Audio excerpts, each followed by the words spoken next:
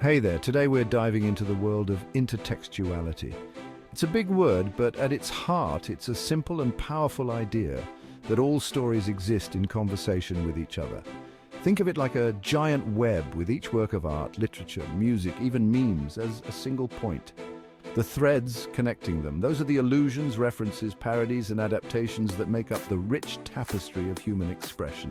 So, grab your thinking caps and let's get started.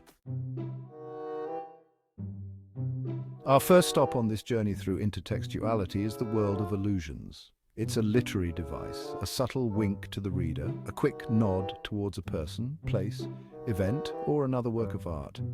Think of it like an inside joke shared between the author and the reader. Let's say you're reading a story and a character is described as having a Romeo and Juliet-esque romance.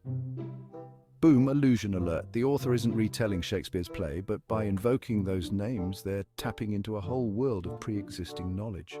We instantly understand the relationship is passionate, probably doomed, and full of drama. Allusions add layers of meaning to a text, enriching the reading experience and inviting us to make connections beyond the page. So next time you encounter an allusion, take a moment to unpack it.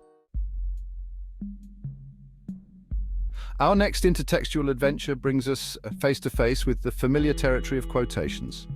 We all know what a quotation is, right? It's taking someone else's words verbatim and placing them within your own work. But in the realm of intertextuality, quotations become more than just borrowed phrases. They transform into powerful tools for dialogue and connection. When an author chooses to directly quote another work, they're inviting that other voice into their own narrative. Quotations can lend credibility to an argument, provide historical context, or even challenge the original meaning of the quoted text. So, the next time you stumble upon a quotation, don't just gloss over it. Consider why the author chose those specific words and what new layers of meaning they bring to the table. Hold on to your hats, folks, because things are about to get hilarious.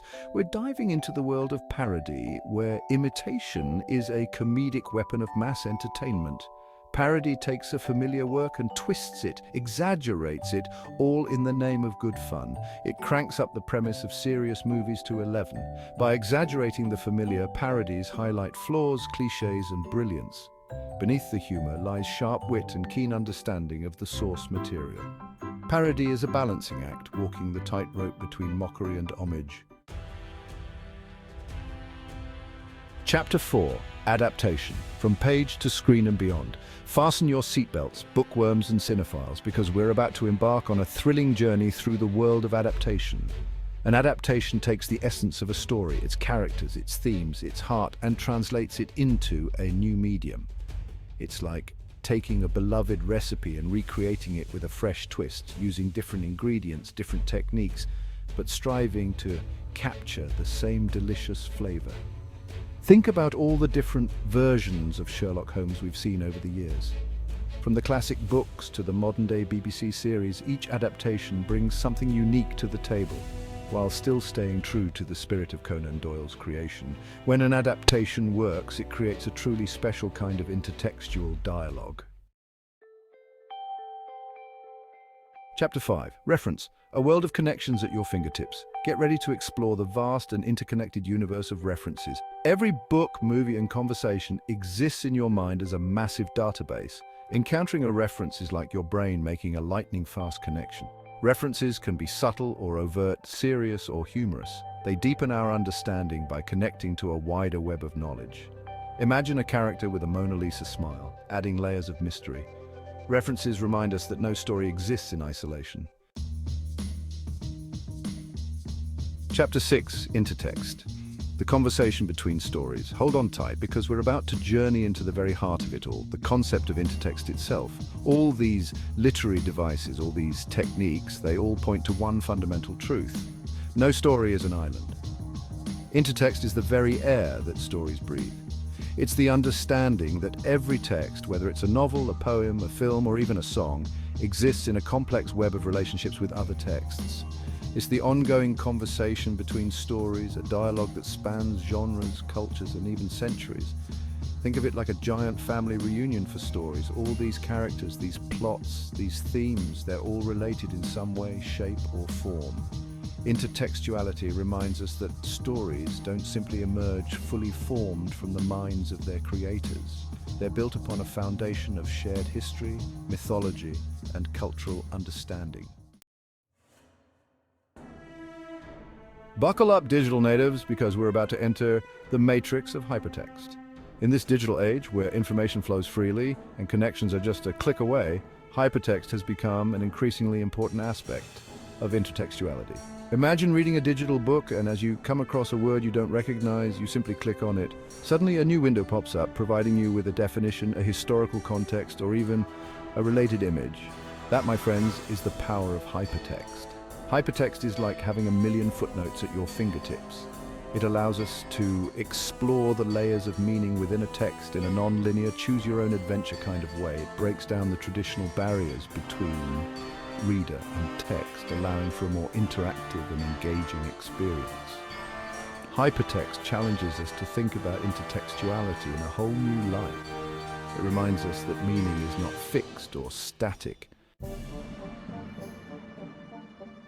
Get ready to put on your detective hats and grab your magnifying glasses, because we're about to delve into the subtle art of subtext. In the world of storytelling, sometimes the most important messages are the ones that are never explicitly stated. They lurk beneath the surface, hidden between the lines, waiting to be uncovered by astute observers. Subtext is all about what is not said but implied. It's the unspoken thoughts, the hidden motivations, the underlying tensions that simmer beneath the surface of a conversation or a scene. Master storytellers understand the power of subtext. They trust their audience to read between the lines, to pick up on the subtle cues and infer the unspoken truths. Hold on to your hats, folks, because we're about to navigate the treacherous waters of plagiarism. In the world of intertextuality, where borrowing and referencing are par for the course, it's important to know where to draw the line. Because while inspiration is essential, outright theft is never acceptable. Plagiarism, in a nutshell, is taking someone else's work or ideas and passing them off as your own. It's like showing up to a potluck with a store-bought dish and claiming you made it from scratch. Not cool, right? In the realm of storytelling, plagiarism can take many forms. Whatever form it takes, plagiarism is a serious offense that undermines the very foundations of creativity and originality.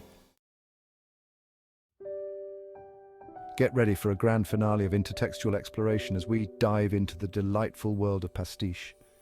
Imagine a world where Sherlock Holmes solves mysteries alongside Hercule Poirot, or where Holden Caulfield trades barbs with Jay Gatsby. That, my friends, is the magic of Pastiche. Pastiche is like a love letter to our favorite stories, a way of paying homage to the classics by recreating their style, their tone, their unique flavor. Unlike parody, which often exaggerates and mocks its source material, Pastiche approaches its subject with reverence and affection. It's about celebrating the things we love about a particular author, genre, or time period by creating something new that still feels comfortingly familiar. So there you have it, folks, a whirlwind tour through 10 key concepts of intertextuality. Remember, intertextuality isn't just an academic term. It's a way of looking at the world, of understanding how stories shape our lives and connect us to one another. Thanks for watching. If you enjoyed this video, don't forget to like, subscribe, and hit the bell icon for more literary insights. See you next time.